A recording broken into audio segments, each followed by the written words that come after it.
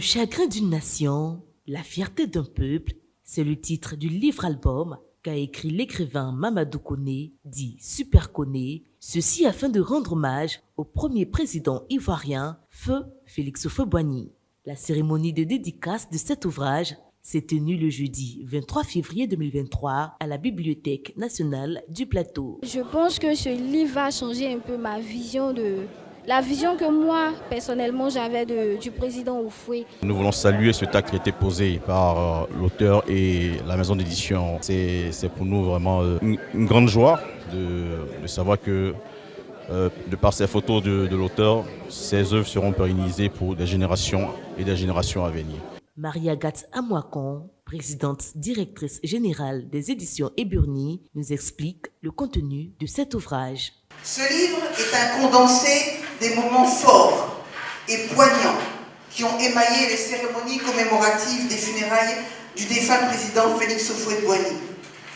Moments d'émotion volés, d'intenses et douloureux souvenirs. Fatoumata Koné, l'épouse du feu écrivain, présente naturellement à cette dédicace, a profité de l'occasion pour remercier la PDG des éditions Eburni ainsi que toutes ces personnalités qui ont fait main et pieds afin de rendre disponible cet héritage de son mari. Cet ouvrage permet à Super Koné, défunt photographe, détenteur d'archives colossales de photos de partage, une partie de ce patrimoine avec notamment les Ivoiriens d'aujourd'hui et ceux de demain. Super Koné, c'est avec beaucoup d'émotion que nous pouvons enfin dire « Nous l'avons fait ». Tu peux dormir en paix, enfin, avec ton papa, comme il le disait.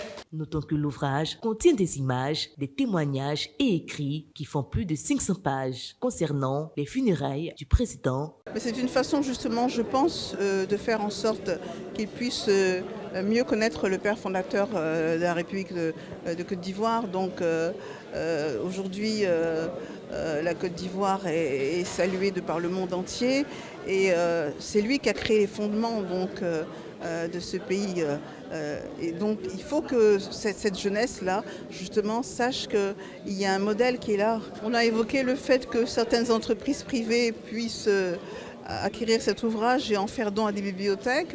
On a évoqué le fait que certaines structures, pourquoi pas des mairies, puissent en acheter également pour en offrir à des écoles et des universités. Donc nous allons explorer ces pistes.